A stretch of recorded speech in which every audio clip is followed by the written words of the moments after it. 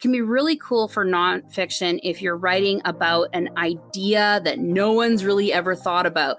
I'm aching for people to start writing about new economic theories and new economies and new approaches to economies, because I think it's time. Like we're working off a lot of older theories that just don't apply now. But the thing is when you're doing a new concept like that, it can be hard for people to grasp because it's so beyond their current experience. And I get this a lot when we talk about things like, what happens after capitalism falls, and people are like, yeah, it's not going to happen. Oh, you're going to have communism. I'm like, no, we're not. It's going to be a really interesting opportunity for us to really develop a new economy, but it can be hard for people to even think about it because it's beyond their comprehension. So when you start from what's currently happening in AI, you can really start to build out what's possible in the future and really go quite far and quite bizarre, as long as you give people that initial base point that they feel comfortable with.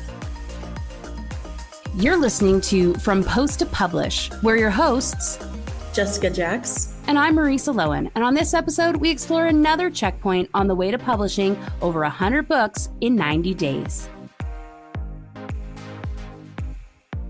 Welcome to week 2 of Write, Edit, and Publish a Book in 90 Days. Jessica, how's it going for you for week 2? Pretty good. I think that we're definitely finding our footing here, and we're finally at the stage where we're locked and loaded to keep this going, keep the momentum going. I'm excited because I finally figured out what I'm going to write. And so I'm just writing. I felt a little bit behind myself, and then I realized, no, I'm right where I need to be. Yes. I did a little bit of brainstorming with another one of the members in the book challenge as well. And so we did a little bit of back and forth, and we helped each other figure out what our book was going to be about. However, I also created about 40 to 45 different prompts for people if they're writing the nonfiction side. And so I put that, I'm very excited about this because it's basically like a random card picker. It's a variety of prompts. Some of it is like actual storylines or plot points, but some of it is also like inspiration. Like, why are you even writing this book? What's the point of it? What are you going to do with it? What are you using for it? Because I think to me, those kind of questions intermixed with the inspiration side of it are what keeps me going. Yeah, I was playing with it and it's super duper fun. If you haven't yet, you definitely need to check it out. Like, it's so useful, the prompts, and it really gets you like thinking about, the bigger picture of what you're writing about, and also down to like the things that you need to think about as you're writing. Yeah, I mean, because the thing is, we're not just writing. It's not just write a book in 90 days. We're writing, we're editing, and we're publishing it.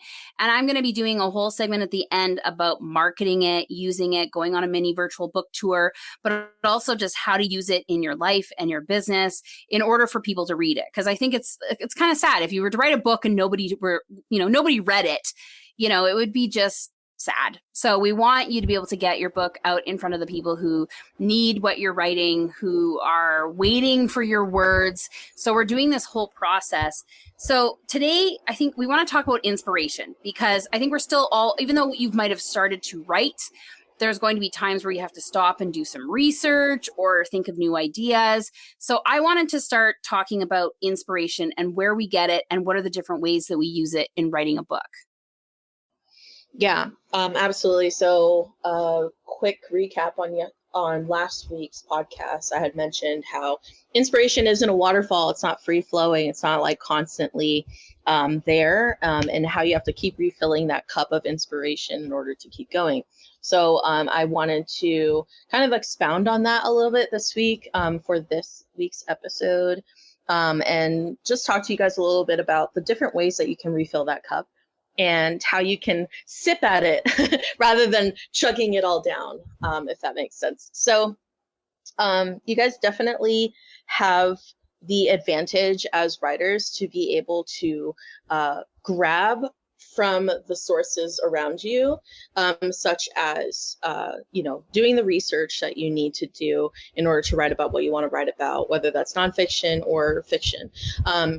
as like a fiction writer, you're definitely able to grab from like real world instances, history, even adaptations of old stories, which I have a resource for that I'm going to add to the resource list, where you can pick expired copywritten works. And if you were to choose to adapt that work, you certainly can. And it has the original work there so that you could read it, kind of take away from it. It's also a great research tool to see, hey, if anyone wrote about this in the past, what did it look like? What were their ideas like at the time? How is it different now? Using a comparison chart between like a now and then is really good if you're trying to write about something that's futuristic, or if you're writing about something like a modern day take on something that was going on in the past. You could also use Pinterest. I love using Pinterest. I also like to use ArtStation. ArtStation has multiple different artists there where you can pull different concepts of different characters or different scenes, different locations, stuff like that. From a non-fiction perspective, if you were to do like a Pinterest board, maybe like poking through the types of infographics that lean towards the topic that you're writing about. There's all sorts of ways that we can pull inspiration, right? And so having kind of like a directory or a place where you can keep links is super helpful. And yeah, we just want to be able to maintain that inspiration rather than like waiting for it and just sitting on our hands and wondering, okay, when am I finally going to feel like writing? Feeling like writing and writing are very different, very different procedures. So if you don't feel like writing in the moment, just write your like current state of like what you're thinking, like where your thoughts are going. Do a little journaling, and do that research, picking different concepts and images to visualize the whole picture is super helpful in getting that fire started. I do the haiku method. Have you ever tried that? No, tell me about it. So you know what a haiku is? Yes. 797, I think it is.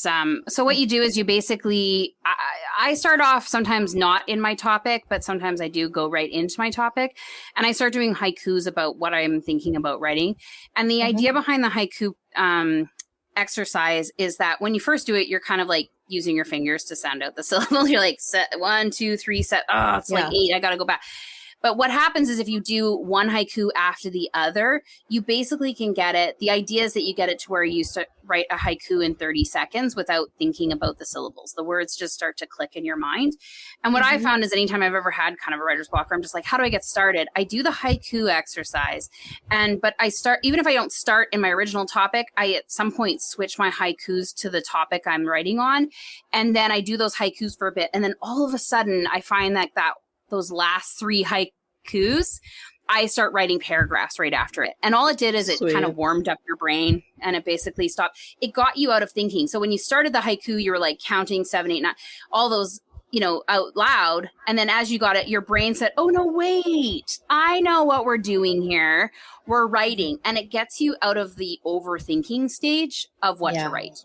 I love that. We're going to have to create like a page just for the haiku method.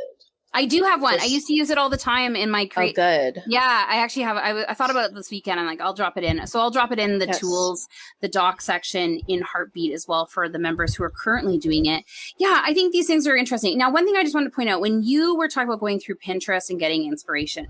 So one of the things I do is if I'm doing, especially like if it's like a historical or science fiction, things that I might have to do additional research, I'll put down objects that I might want to include in my story. So for example, if I'm on Pinterest and I see this like super cool futuristic, house and it has all these kind of neat little gadgets, I will grab that and I put it on a list and I just kind of star it or I highlight it as like to go see if it's actually legit for what I'm writing. And I think this is really kind of relevant in historical because all of a sudden you don't want somebody looking at a watch when they don't have a watch during that time frame, right? So it kind of gives you that, it's like, oh, but I want to have a little bit of an idea around this object because I love starting scenes from a particular object and then working the story around it, right? But nothing's worse than getting an object that would never fit in that Right. scene because you'll jar your Exactly. reader, right? So it gives you that opportunity to have that inspiration moment, but then go back in and make a note for it to research it later.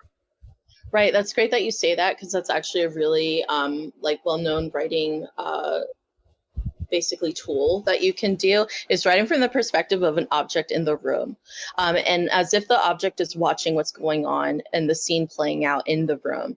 And so another thing is, as far as objects are concerned, there's a term for that called artifacts. So like artifacts in writing is basically when you have a particular object that is a recurring object that somewhat plays a role. It doesn't have to be a main role, but it can be like a recurring theme. And you can build around that, make it as unique as you want it to be. But definitely it's all in the details, right? And even with like film, you can notice when different props are meant to highlight different scenes. So like, I really love that you touched on that, and that is definitely an excellent way to change the perspective of your writing, rather than having it kind of all on you. It's kind of like picking and choosing the different details within that moment and choosing the perspective of something else. Yeah. So the other form of inspiration, one of the things that I saw written in Heartbeat this week was somebody was using a body of work and referencing, almost like writing a reply to the body of work. Are there any kind of things to watch out if somebody is doing that, from any kind of legalities or copyright or anything they need to kind of know that you know of that they might need to look out for? Because I love that idea of responding to a piece of literature. So the things that you just need to watch out for is plagiarism. Like obviously don't like start copying and pasting like direct stuff. If it's like a research thing and you mean to like cite it inside of your book, definitely save that. And there's a tool called Citation Machine that I like to use. And you can create like an APA formatted citation, which basically includes like the original author, the date that it was published, the source itself, when you acquired it. And that really saves your butt as far as like taking pieces of information and using it or plugging it into your topic if you're a nonfiction writer. And then like if you're a fiction writer, sometimes we read books and they'll have their own like little excerpts of like their kind of like side explanation of like what certain terms mean or what something means regarding that period of time. And so just making sure that you're not directly plagiarizing, like if you need to explain something, explain it, but in your own words, basically. Cool. Yeah. How do you get inspired, Jessica? Okay, so how I like to get inspired, and stuff that really like gets to me in like a very quick way is article hunting. So because I'm writing like a futuristic dystopia about like AI and artificial sentience and like technology and stuff like that, I actually am having such a good time reading about like current technological feats, especially regarding this particular story about Lambda, the sentient AI from Google. And if you guys don't know anything about that, it's freaking wild. So I get really giddy, like in my bones, reading articles from this time period. And I also love to pull historical data. So like back in the days, they would build automata, and automata were basically like small little robots. And I'm saying back in the day, like 14th, 15th century type of stuff. So they were like little puppets basically that were made to like basically move on their own. And they all had like their own little particular, like, what's it called? Their own particular like way of interacting with the person for like a purpose. But sometimes they were just toys, and they would just create these like really intricate toys. And you can actually build like automata kits. Now, like if you go on Amazon and you type in automata, they actually have like ones that you can use. Like, you know, when you think of STEM robotics and stuff like that for like kids. It's basically kind of the same thing. But anyways, I love to pull from Pinterest. I have like 4 different Pinterest boards based off of like concept art, the fashion of the time period. I love to also talk to people who know more about stuff than I do. Like if you have like a friend or like a peer or a family member, like whatever, if they know more about something than you do, like don't be afraid to like pick their brain about it and like have a full-on discussion about it. I have like one guy, he's like this crazy SEO marketing mad scientist, I like to call him, and he works with AI a lot. And he's actually going to be in Vegas soon. So we're going to like sit down and talk a lot about like what's going on now and what we can expect in the future from AI, just so that I can really like implement the current thoughts and fears around sentient AI and play that into the future. Like, how is this going to look like hundreds of years from now or 50 years from now or whatever? So that's how I like to get my inspiration. I like to get inspiration from things around me. And then I actually like to free write like my own thoughts about it. And that ends up being like actually plugged into paper. I like what you said about getting the current views or experiences with AI. And this is a really interesting inspiration for me too, because I like to, even if I'm writing historical or futuristic, or even just, nonfiction, I like to see what the current feel is for it so that I can write to it. Because when people are reading even like past history, when they have something that feels current as well, it feels familiar to them. So it's Absolutely. a really interesting way to do your writing as well. Even if it feels far off, it can be really cool for nonfiction if you're writing about an idea that no one's really ever thought about. I'm aching for people to start writing about new economic theories and new economies and new approaches to economies, because I think it's time. Like we're working off a lot of older theories that just don't apply now. But the thing is when you're doing a new concept like that, it can be hard for people to grasp because it's so beyond their current experience.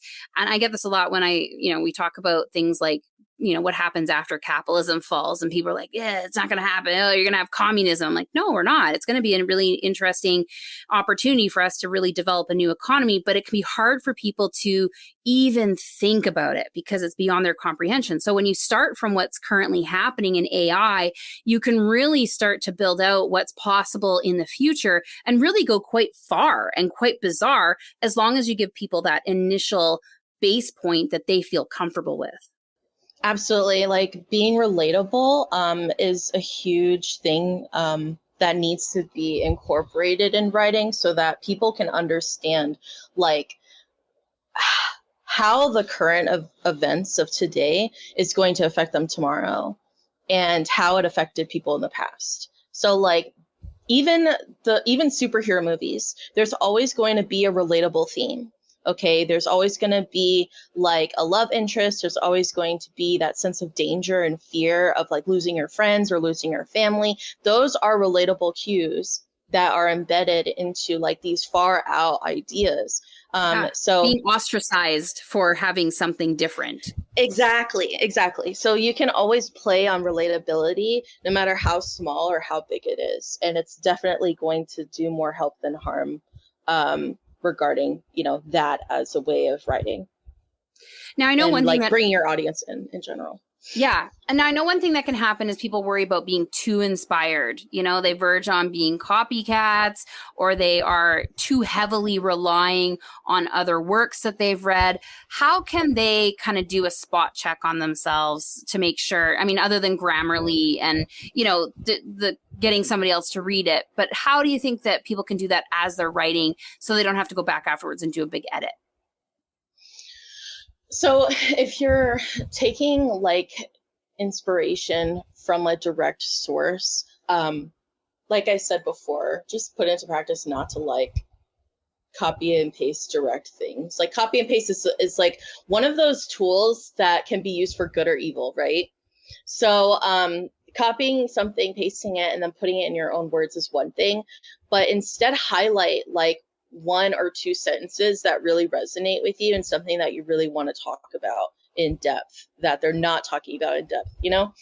But like as a good practice, when it comes to being too inspired, try to use like offshoot genres to inspire your current world or your current idea. So like, for instance, I'm reading Six and Lose Three Body Problem, and it is based in the future, but it's also based on alien invasion. And like, I'm not going to be writing about aliens, but I wanted to read it because from what I've read from reviews, it's very high concept, a lot of like high scientific information based off of the time period and like a future time period. And I'm like, man, I'm really struggling to put into words how like this thing works. And like, I wonder how this person did it. And so like, I'm reading it as kind of like an inspiration for me to say, you know what, like, I could ignore the physicists. That is one thing that one of my professors actually say. Like, you don't have to be a physicist teacher to talk about the physics of what's going on in your story. Like, you can ignore the physics for a second and just do things your way. And I think that's the important underlying factor, is doing things your way. So like, if you are over-inspired, don't be tempted to like plagiarize or overshare something that you've already learned from somebody else. And if you're going to do that, just make sure that you cite that source directly. Like, I can't stress that enough. Like, citation is going to be a big deal, especially for nonfiction writers. Yeah, I mean, there's no harm in over citation. Like, these are all the works that I have read. Absolutely. In the past. I saw that recently in a book, and it was like, these are all the books that I've read on this topic in the last 10 years. And I was like, nice. They're like, you know, and he basically was just truthful. He's like, you know, where I could quickly, you know, kind of look and see where directly that idea has sprung. In some cases, the concept that I'm creating here is a combination of these three sources. And so what you might seem as like really familiar, I'm trying to put it through the perspective or the lens of this source. And it was kind of interesting when you're reading it, because he had a lot of appendices mentioned throughout, where he literally would just like have at the bottom where he's like, this directly pulls from such and such study, this directly pulls from such and such book, page 32. But then he kind of would say, but here is where I took this and applied it through the lens of my own experience. And I thought that it was really an interesting way to tell like almost like a side story of his journey, how he came about these ideas. Right. And just think about it like as how you live through life. It's like something that you're repeating to somebody else is always going to be something that you've heard from somewhere else. So like, there's no harm in like saying, hey, Marisa, did you know about like X, Y, and Z? By the way, I found that out through here. Like, you know, we do it all the time. We do it on social media every day. We're always sharing something that somebody else said. We're always sharing something that somebody else did. Like, there's no like wrong reason to cite your source or say, hey, I was inspired by this or this person or like this specific thing that happened in history, and like actually having like breadcrumbs to where you got that information from, as to like, from concept to like actually putting it down on the page. You know what I mean? So the other thing that I want to address before we, kind of get into our closing here is just how, we inspired we are by the co-creation process that's happening with the almost 170 people registered for this challenge. And it's really an interesting thing to happen, because I think if I was still doing this on my own, if this was my book, I wouldn't even be thinking about this stuff yet. That I saw the ad and I was like, maybe I should write a book. And then next thing I know, I'm like, let's bring on along 170 new friends with me to write a book. I'm more pumped about it. I'm more inspired every time someone talks about the book they want to write. I'm inspired by when people share things. The accountability post that we had up is, I think, one of the most engaged accountability posts I've seen online in a long time, and people were very real. And I think the ability to kind of say, here's where I'm at.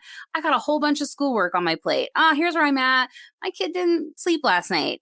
Here's where I'm at. I have no idea what to write. coming in and just declaring that is inspiration for yourself, but it's also just being really real about what we're doing here. Because the reality is that no one's going to die if we don't write this book. No one is going to be, sitting there on our doorstep saying, we've given you an advance and your book must be in by this deadline. There might be a few people who have that, who are using this as that. But, for the most part, this is like an aspirational, we should write a book in a time where, it's the end of summer and the beginning of fall, when people have all of these other things happening, usually. Like, what a time to pick it. I would never, if we had looked at the year, I would never have done it during this time. And we won't next year. We'll adjust it a little bit.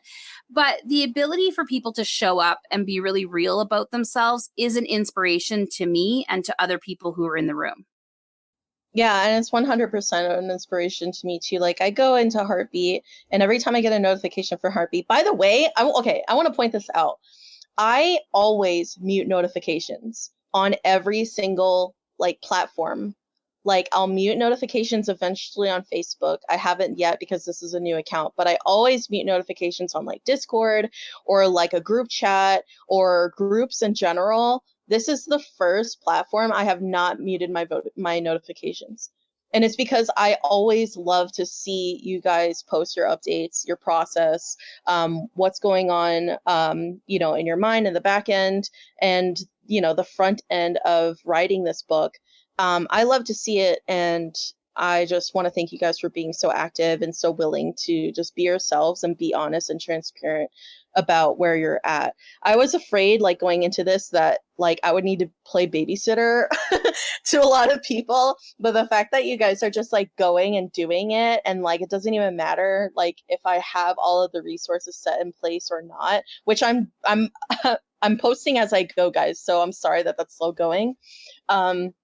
It makes me so happy that I don't have to do that. And I think I told Marisa that a while ago. I was really concerned that I was just going to need to be on it all the time. But you guys have really just taken this challenge and made it your own. And you have these personal goals, and they're all different. And it's just wonderful. I love it.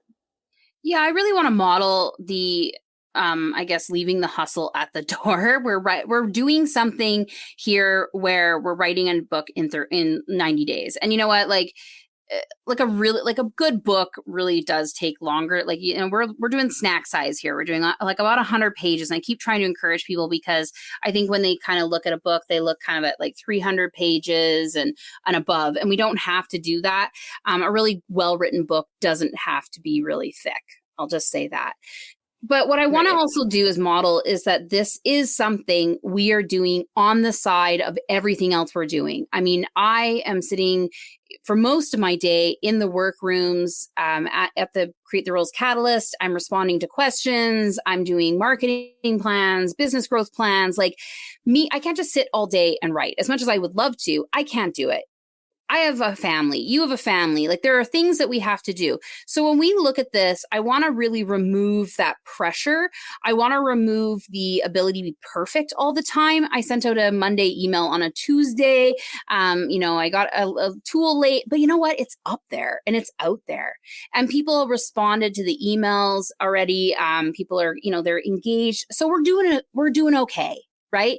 And I hope that modeling is, it's keeping us on track. It's keeping us focused. But if you slip a day or two or a week or two, there's still time. So if you do happen to go for a week or two because things are really busy, come back in the room, come back into Heartbeat, send us an email, hit a reply on any of those emails, and I'll respond to you for sure. Because we don't want to leave everybody behind. We don't want to leave anybody behind. And the ability, though, for you to kind of say, it was a week or two, I can still keep going. That, to me, is huge. And we've also said that even if you only get 3 or 4 pages written by the end of this 90 days, that is a win, and we will take it. Yeah, absolutely. We will take all the wins, and we will, as Marisa says, we will jazz hands our way to the 90-day mark. Absolutely. Yes. And even me, I'm still a student. So I'm going to be graduating in November, which is going to be around the time we're finishing off the 90-day challenge. I just signed a client which, by the way, I swear, like, this challenge is manifesting so much goodness into like my life, and I'm sure Maurice's lives and probably your lives too. But a lot of good shit is coming from just doing this challenge and people hearing about what we're doing, and I'm here for it. I'm ready for like not just the end, but all the things that are going to be happening in between. Yeah. To me, I always look at it, it's like you get your creative juices flowing, you get that kind of hope up, you kind of have something to look forward to.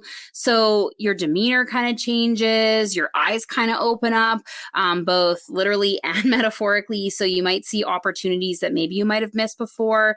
There's the opportunities where people see that you're talking about writing a book. I mean, that is exciting. That's exciting for people who are like, oh my gosh, we might know a published author. Like, being able to declare that and share that with as many people will open up other opportunities for you. Absolutely. It's just the energy of it, right? Is just the idea that we are co-creating over 100 books together. We are putting, the metaphorical pen to paper. Some of you might be putting it to actual pen to paper, but it is the idea that we are creating this huge energy ball that is going out into the world and saying, hey, we're going against all of the shoulds and could, that are out there right now in both the book writing and the marketing world.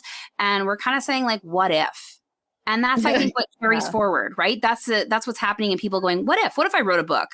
What if I put my ideas out there? What if I tried a dystopian storyline that I've never even contemplated before? That what if opens up your ability to see what else is around you. Yeah, absolutely. Absolutely. Cool. So we've got week 2. We've been talking about, keep your eyes on the plot, keep your focus. And I think that to me was kind of saying it for the whole idea, right? We're focusing on that end of October publishing, that November publishing, that celebration. Keep that focused in both your process of writing a book, but also what you're writing, whether it be fiction or nonfiction. Keep that point. Jessica, is there anything else you want to wish somebody for the rest of this week to keep focused and keep kind of their eye on? So overall, I just want you guys to have some grace and patience with yourself. I feel like I can't stress that enough. I'm sure that there's people in here who feel like a little bit blocked up and a little bit like uncertain of like themselves or their confidence, but I really want you guys to just be patient with yourselves. Try a little free writing as you go. The haiku method that Marisa is going to put up, I think, is really great. Just have these little opportunities, these little moments to yourselves, even if it's on a sticky note, to just write something down, and you never know what's going to come out of it. Yeah. And my wish for you both wish for everybody. I'm about to marry somebody. So it's like my wish for you both. Totally just slipped into my marrying mode. But my wish for everyone here is just to have fun. Is just like every time you sit down to kind of do your research or get inspiration or put words down, just think about like, how can I make this fun? How can I make this easy? How can I bring ease in? And, if you do need some of those prompts, even if you're writing fiction, head on over to the nonfiction post. It's under docs. Click a card or two. There's some really cool questions in there that kind of cement, give you a foundation of why you're writing this book. And just in case you don't ever click on those cards, I'll just say this, why is it important that you write this book? What impact does it create not only in your life, but the people who read it? And then go a step further, the people in their lives, when they have read your book, fiction, nonfiction, comic book, when they have read it, what is the impact to the people in their lives? Because we change people when they interact with our art, when they engage with it. Little shifts, sometimes big shifts happen, but little shifts happen. So I want you to lean into what that impact could be and what that would be like for you and why it's important to you. Yes. I love that. This is like, that's all I can say. Yes. Feed. Yes, I love it. Okay, we're cutting it off for this week, but great job. Week 2. I can't believe we're here. Please do keep showing up in the room in Heartbeat. Hit reply on those emails if you need to. I am absolutely just jazzed and jazz handing everybody's progress this week. Remember, you're right where you need to be. Thanks, everybody, and we'll talk to you next week on the next week's podcast. You're listening to From Post to Profit, writing and editing 100 plus books in 90 days with your hosts Marisa Lowen and Jessica Jacks. You can find this podcast and all the other episodes in this series wherever you like to listen to podcasts. If you'd like to see more about what we're doing with the challenge, please head on over to createtherules.com.